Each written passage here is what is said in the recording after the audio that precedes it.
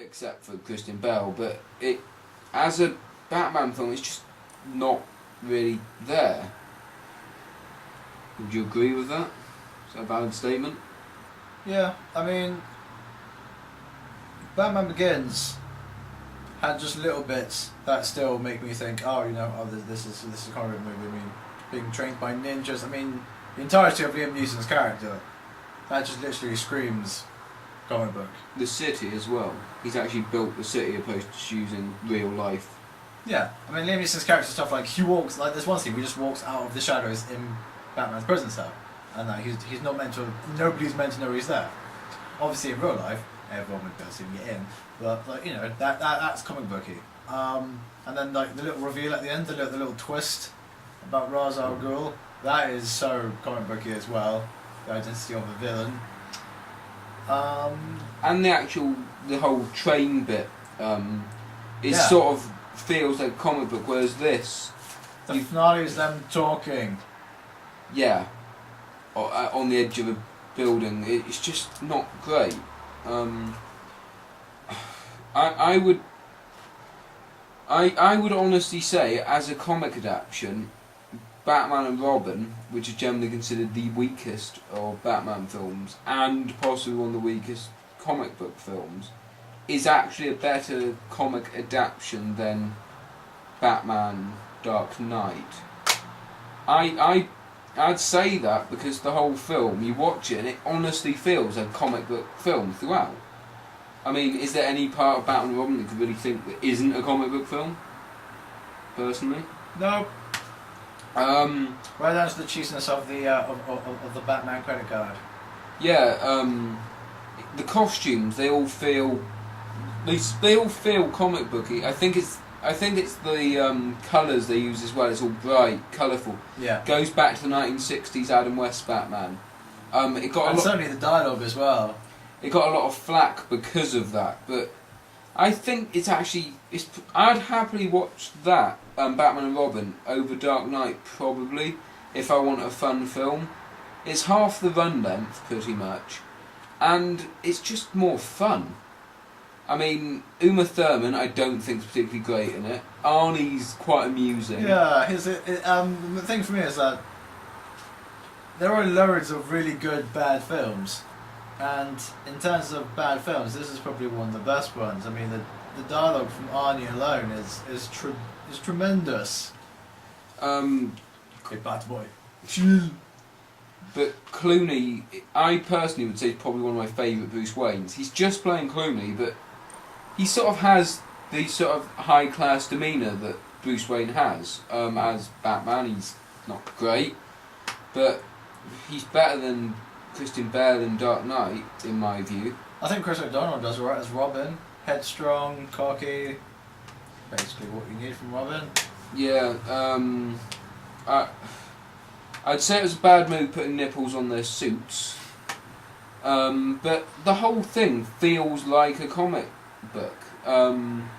They've sort of gone to the effort of building Gotham City, whereas in good old Dark Knight, it's just... Is it New York they film in? Yep.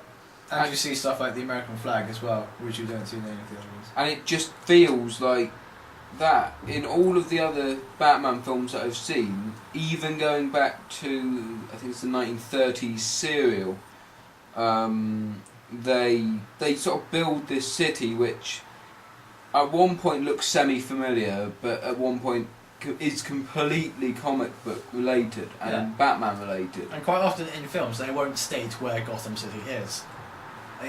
The general implication is that it's in America, but nobody's really outrightly says. The only real sort of things that you get is the fact that Arkham Asylum is situated just off it.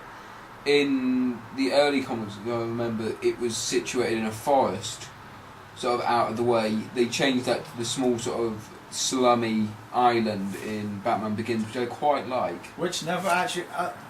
it never even mentions the slums in The Dark Knight. Nor does it mention... I mean, Scarecrow and Ra's al Ghul broke everyone out of Arkham Asylum, and they were running rampant. They're not even mentioned There should be fear toxin everywhere. There should be criminals still running around. I mean, how long after Batman Begins does the Dark Knight take place? Well, you've got the bit at the end of Batman Begins where they hold up the card saying this bloke's on the loose. Yeah, and then the beginning of the Dark Knight features Scarecrow, who apparently is no longer completely insane. He's just he's turned into some sort of gangster. It's sort of like he's rebooted his reboot almost, and just sort of forgotten that he's making a superhero film. Yeah, Gotham's no longer CGI, the slums no longer apparently exists, and Scarecrow's gone from being a deranged scientist to just being a gangster. It's annoying because you can see the amount of work that was put into the film. The budget is just, you can see everywhere everything that's been put into it. And the bit where the Bat pod comes out of the Batman especially, that's would never ever work, but my god, I really thought that was awesome. Yeah, I mean most of the action sequences, are great. I mean the opening one, as an action sequence, works really well. It's just not a Batman film. If it was called something else, and if it was called the Life and Times of Harvey Dent, I would. Yeah, if the film was called Two-Face, I would I'd love it forever. I'd honestly say if they changed the Joker, Batman, and Harvey Dent into straight people, so Harvey Dent didn't have the scars down his face, he just got injured in some way and still with the scars. Scars are cool. Okay. But you didn't have Joker, you just had some other sort of crazy villain. Batman was just like a detective, which he was pretty much in the original comic. Like a film noir sort of version. Yeah, it would work so much better as a film for me. I know loads of people love it, but I don't know, it's probably my least favourite as a Batman film out of every single Batman film I've seen. And like we said, people always say it's like the greatest comic book movie, but from what we've discussed, it's not a comic book film. And people tend to ignore it, but in my personal opinion, Spider-Man 2 is literally a comic book on film. It's sort of like Spider-Man 2 is still regarded today as sort of a truly great comic book film, alongside like X2, the second X-Men film, and things like that. Dark Knight seems to have sort of drifted off the radar a bit. You had the massive hype of when it came out, but nowadays, sort of when people say Batman, they don't. Most of the people I've spoken to don't instantly think Dark Knight. Most of them will either say Batman Returns or Batman Forever, depending on what they generally saw first. I personally think Batman Returns is the closest to Batman the comics has been. My favourite is probably Batman Begins, but the closest would probably be, with the exception of Catwoman, I would say Batman Returns, yeah. I think it's just the city. The city is beautifully made. I still hold out a bit of hope for the third film that Christopher Nolan's making. He doesn't have a choice. Yeah, but I don't know. I hope he goes back to the more Batman Begins, and just actually, in my opinion, I would get rid of Christian Bale.